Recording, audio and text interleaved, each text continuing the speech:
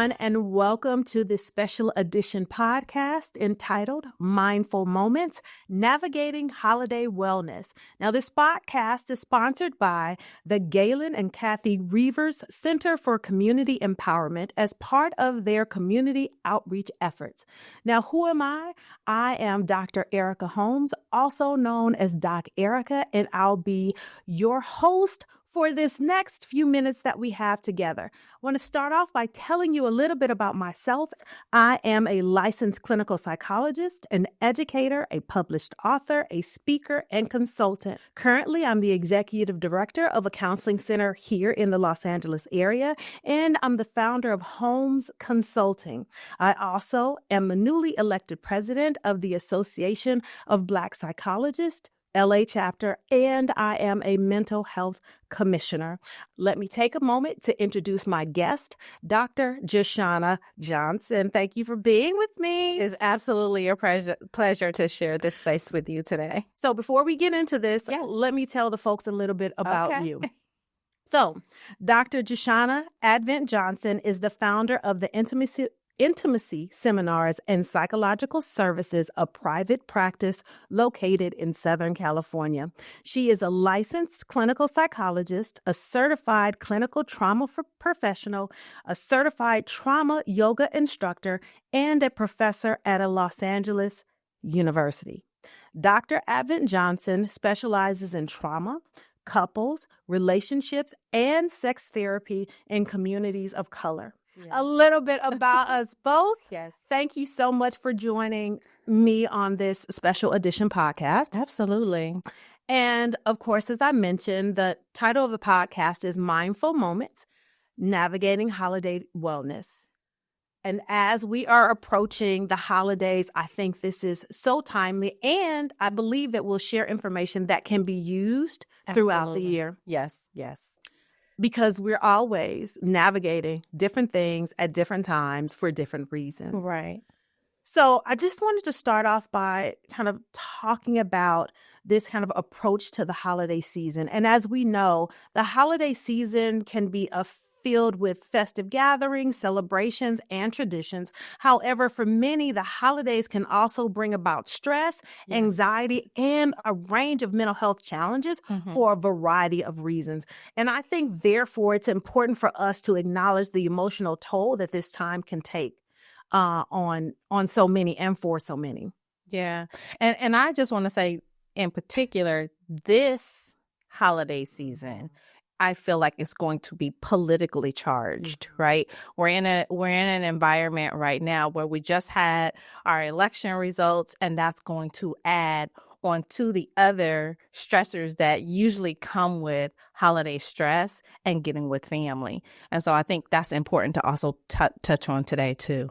And since you're jumping right into those challenges, say more. I mean, I think many of us can kind of intuit, but how might this election, the election results, and what we might be forecasting for the next 4 years, how might that cause challenges for people during holiday season? Yeah. So, a lot of times we tend to think that we can disagree on things. And yes, that is true. We can disagree. But with this political climate, this racial climate, all of these things have come to a head, this bubbling of this tension. And while tension is definitely natural and normal, we also have to understand that it does have an impact on our mental health, and it can cause us stress.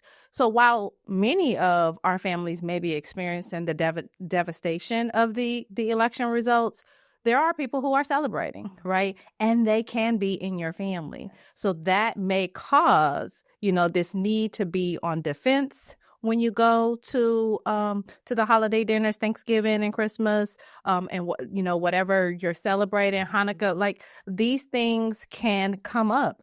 And so they're stressful because we don't know what this next administration is going to look like, and people are worried about what their lives are going to look like. So this isn't just a holiday thing, but this is going to be a year-round thing for probably the next 4 years. I completely agree with you. And as you were talking, what came up for me is one thing that we often talk about around holiday season that people might have challenges navigating is this idea of grief. Yes. And when we talk about grief, oftentimes people are thinking about grief as a tangible death of a loved one. Yes.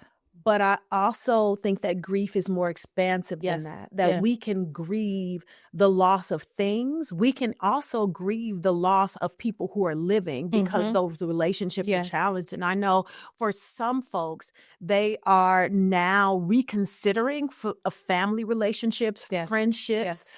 co-workers, because of the way that they voted in the election. Exactly. And this coming to terms with our values are not aligned. Our morals are not aligned. The way that you are thinking about others Yes. does not sit well or is not congruent with who I am. And now I'm going to grieve the loss of this relationship because we can't have that friendship anymore as well. Yeah. A lot of people, I've, just in the work that I've been doing over the past 2 weeks, well, leading up to the election and then after, people are really grieving what they thought was going to happen, right? So there's this grief of what they thought life was going to look like, and now preparing for what life may look like, the reality of what life may look like for them.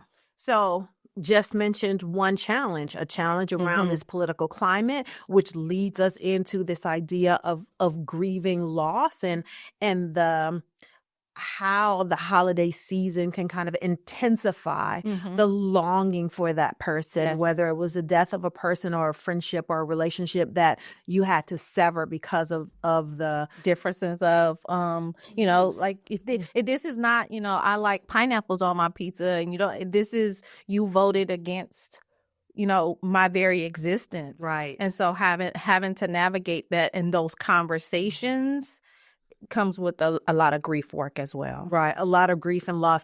What else? Well, you kind of brought it up. Another one, right? Which is connected again. Yes. Even if it's not around the political climate or grief, I mean, navigating family dynamics. Yes. See, this is a time where family drama, right, gets highlighted too. And one thing that comes up for me is like weight gain. I don't know why we wait for the holidays to start, crossing boundaries and talking about like weight gain or even the pressure for those who are unpartnered, who are single, and the pressure of, are you dating? Or those who are newly married? When are you having kids? Like all of these kind of family things and the pressures get really turned up during the holidays and the family drama, right? And family expectations, right? Which could be around gift giving, which could be around you have to come here, you have to come to the family to celebrate. There could also be, as we're talking about mental wellness, this could also be a time when family members who are experiencing psychological issues that cause conflict in the family are now in the mix. So as you talk about weight gain or when are you going to have kids or when are you going to get married, like that family member who might not have a filter. Absolutely. Or their boundaries are really diffuse. So now you're all in my business, or the one who has conflict and continues to stir that up in the family. Now we're all at the table. And you mix that with possible alcohol, right? Well. You might mix that with possible alcohol, so then filters aren't really there, and judgment, a lapse in judgment may happen, and so you say things that you really can't take back. So really navigating those kind of things. Even the financial stress that comes with holidays. For our family, we do like this gift exchange, right? And the reason why we do one gift exchange is because we used to spend a lot of money trying to buy all these gifts. So the financial stress of making things look good, right? Comes up on an individual and families. And so we have to, take that into consideration too. Right, exactly. And I think that sometimes we put those expectations on ourselves as well. Yeah. How much, if people think that I have this much money, then how much should this gift be for this person? And how much did I spend? And I have to take gifts for everyone. And we put that expectation when we might not have it to give, or there's something more productive that we could be doing with that. Or maybe you're buying a gift because you're trying to buy your reputation. Right? Like, I don't want to look a particular way, so I'm buying these gifts, which really can breed a lot of resentment underneath if you don't feel like it's reciprocated, or you don't feel like you get the value of gifts back. Those kind of things. Those are a lot of underlying things around the holidays that we just really don't talk about. Right, exactly. So how are we reflecting on why are we doing what we're doing? So taking time to be introspective, but we'll get to what can we do to kind of navigate these challenges. Any other challenges that might come up for you or that you can think of? It seems like holiday time bring also sarcasm, right? A lot of sarcasm, a lot of jokes. And then sometimes we really don't understand, how sensitive other people can be, especially when we're dealing like with mental health issues, right? Watching our language around like how we say stuff like, oh, you so crazy, like those kind of things, really it downplays mental health, or it further stigmatizes mental health. So I think just, being sensitive to like the young people say, read the room. Right? Read the room is really important because all of these things it's hard right now. And what comes up for me as you're talking, an area that we both work in, is that those things can be a trauma trigger. Yeah. They can bring up trauma, and many families have unresolved trauma that many families don't know they have trauma. You're right. You're right. But, if we're talking to Black African-American families, we know that there's historical trauma and intergenerational trauma that the country that we live in has not acknowledged. And therefore, we minimize it or dismiss it. Or we also pass it as culture. Right. Right. Right. We've been doing it so long to adapt to our society that we now say, well, that's just how we are. Well, no, that's how we've adapted. Right. And so like talking about this trauma that can come up, and being around family is the biggest trigger, right? Because I'm sorry, because oftentimes that trauma occurs in families. The family is our first entree, relationship, and entree into socialization. We socialize first within our family. So even the sarcasm could be experienced as the trauma of being talked about, as being put down, making me feel like I'm unworthy, or that I'm not attractive, or that I'm not people that I don't have a value. I don't have value. I'm unlovable. Exactly. All of these negative cognitions and narratives tend to come up around holiday season time because we are with the ones that we want to love and be loved by. Exactly. Yeah. And that leads me to another challenge that people might feel. And I think isolation is one that people may experience a lot and not talk about it. Yes. Because one thing that we don't talk about is you can feel alone when you're in a group of people. Yes. You could be in a group of it and feel alone or feel isolated. And the reverse of that is you can pull away and isolate yourself. Well, I don't want to be around family. I don't want to be around those friends because I don't want them to ask, like, where's your family? Or, right. And so you can pull away and isolate. Yeah. And I think this is a time in our generation where we are experiencing isolation the most, especially coming out of a pandemic, where we see the research that shows that many of us are suffering from touch starvation, have been isolated, and really struggling with our own like depression and anxiety by ourselves, right? And afraid to tell someone, right? So isolation is a big one. Right. Isolation, I think many people began to understand and really acknowledge how isolation can impact people and the impact that it can have on your mental well-being. And physical well-being, right? physical Because well-being, we yeah. know that according to MRIs, Mhm. that physical isolation and mental isolation shows up on an MRI as physical pain. Right. And so people who are isolated but want to be in community Yeah. are really experiencing physical pain in their bodies and their minds. That's why even when you talk about grief, this idea that, we talk about heartbreak as something that is abstract, but Right. individuals who experience it will talk Yes. about their heart actually really aching, hurting. right? So there's that ache in there. So we've kind of talked about a myriad of challenges, believing that those who are listening can identify with one or two of those that are challenges. Let's just talk briefly about when experiencing any of these challenges, whether it's grief, whether it's family drama, whether it's isolation, whether it's trauma, whether it's financial issues, how might that impact our mental wellness? Whew. Yeah, well, only in Western culture have we separated the mind and the body, Yes. right? But I think that the field of psychology is really moving back towards this mind-body connection. And I think it's particularly important to talk about it in our community, that you cannot separate the mind from the body. And what is happening in the mind and causing uneasiness in the mind also causes dis-ease in the body. Yes. Right? That is the term disease. And that comes from really not being able to be at ease with what's going on in your life, feeling safe. And so when we have these things like depression and anxiety and isolation and family drama, it really impacts our nervous system. Our nervous system is always scanning the environment for safety. And we all know that anything living is trying to survive, right? But that's not necessarily thriving. So if we're always in this constant need to survive, then we're not thriving. And it's important for us to be able to not just be able to survive, but to also thrive. And during this time, it's going to be important for us to be in community and feel safe in that.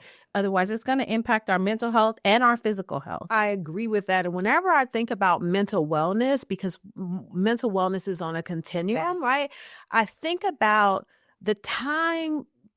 Of course, we want to be preventative, right? So we want to be preventative, but if you begin to experience functional impairment, meaning the ways that you function is impaired, your relationships are impaired, your work is not, you're not as productive at work. If you're in school, your school impacts is every area of your life. Right. So when your functioning begins to be impaired, that is really a red flag that you are moving to the other end of the continuum of being mentally unwell. And so we want to do engage in proactive strategies to keep us on the side of the continuum that has mental wellness. Exactly, mental wellness. So let's talk about quickly, what are some of the things that we can do in order to kind of protect our mental wellness or navigate our mental wellness during the holidays? And I think for the most part, when people begin to think about navigating the holidays, they're thinking, how do I navigate other people? But before you can talk about how do you navigate other people,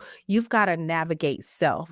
So taking care of yourself, whatever that means for you, really, really taking care of yourself. And I'm not talking about self-maintenance. I'm talking about true self-care. There's a difference between car care and car maintenance. You wash the car, you don't need to wash the car because it can still go without you washing it. But gas is important, right? Yes. Good analogy. Good analogy. Tire pressure, air in your tires, oil change, that's car care. So really, really taking care of yourself to make sure you know what's going to keep you going before you start thinking about how you're going to navigate other people. I agree. So that requires self-reflection.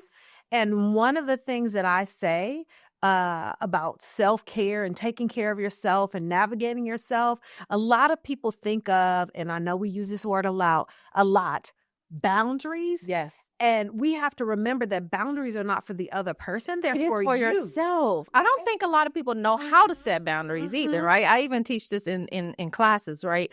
That boundaries is not, don't talk to me like that. That's not setting a boundary, because you don't get to control the other person. Right. That's a rule. Boundary. That's trying to impose a rule. Right. A boundary is, I'm willing to have this conversation as long as I feel safe and it feels respectful. Otherwise, I will leave. That's saying what you will accept and what you will not. You are going to do. I think one, we need to learn how to set boundaries, and that is telling the other person or community what you will or will not do. So even when we talk about family drama, an example of that would be like, if this continues, I'll get my keys and I'll leave. Yes. Yes. If you got keys, you can leave. Going back to the weight thing. Yes. You know, my grandmother liked to say, "Did you gain weight?" And I was like, "Granny, I'm not willing to talk about my weight. Thank you." That's there you go. So as I eat this other piece of pie, leave me alone. Right. Get off my plate. But yes, absolutely. Setting appropriate boundaries and effective boundaries, because they can't tell you what you can't do about yourself. Right. So even in that, like when it comes to visiting during the holidays, have a way out if you need to, right? And it is okay to leave. Mm-hmm. It is more than okay to leave.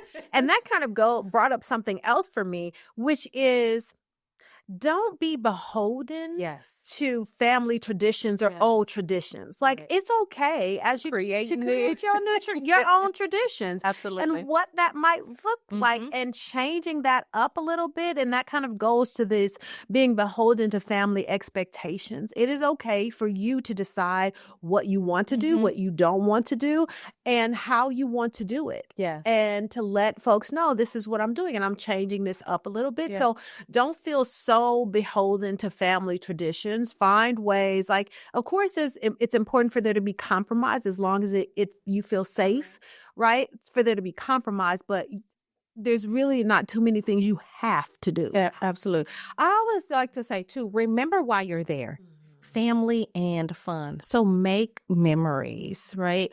I say bring some old family albums, some heirlooms. Like, let's talk about and create stories and pass those things down. That way we're going to take away the focus of political tension. We're going to take away the focus of family drama, and just engage in fun activities and maybe redirect conversations when they begin to kind of go, in a way that you think, this is going to cause some problems. Right, which kind of brings up my next point. Be honest with yourself. And allow yourself to feel what you feel, whether it's within a group of family or you're missing someone, you're grieving a lost loved one. Allow yourself to feel what you feel. And remember that feelings come in waves. That wave only crashes when we try to stuff it down. But if we allow ourselves to feel what we feel, it's going to come in a wave. I understand the gravity of grief, but allowing yourself to feel what you feel and being honest with it. A phrase that I have is that in truth, we don't have bad days. We have bad moments throughout the day. So if you even reframe, like, this is a bad moment, and if you allow that moment to pass, I love that. Right? It's not the whole day. It's bad moments during the day. Yes. Oh, yeah. I really love that. I do. Feelings for a second, just for our community, because I think sometimes we say, like, you're not your feelings, and yes, you're not, but feelings are really important because they're an indicator. It's like your gas light. When it comes on, it's like, hey, you need gas, right? Feelings is our gas light that tells us something is happening, or our check engine light, something is happening, and that it's okay to sit with those and figure out and ask yourself, what do I need in this moment? Right. Asking what you need and asking for what you need. Yeah. And giving yourself permission to get it. Yes, exactly. And that permission might be, I need a little time to myself. And being able to take those moments out for yourself, pacing yourself, acknowledging what's going on in you and what you need for yourself, what you might need from others. And this is something else that happens in our community is oftentimes we are we feel stigmatized, like we're weak if we ask for something, if we Yes. ask for support, if we Yes. ask for those people to be there with us when we need it. Mm-hmm. Ask for what you need. We are not needless and wantless. Right. No, right. we need And you're things. not codependent Right. because you need help. Exactly. Exactly. So ask for Yes. that and allow yourself that time. You know, what is a common saying that we say now? You can't pour from an empty cup, Yes. right? Yes. So if you think about a cup overflowing, we're not supposed to pour from our cup. You're supposed to pour from that overflow. saucer. Right. It's an overflow. It is what is overflowing. That is what we're supposed to give. So take time to replenish yourself. Yes. Take time to feed into yourself.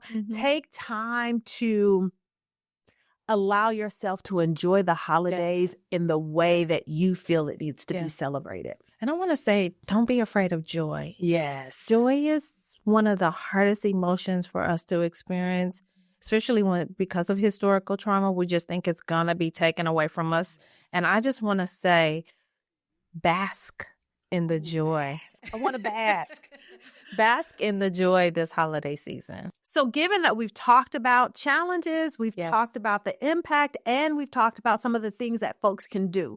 Now, if people feel that they need a little more support, I think it's important for us to give them some resources. Absolutely. So where would you send folks if they need a little help? Well, if there's a mental health crisis, we definitely have 988 now. For those of you who used to dial 911, for mental health services, you want to dial 988.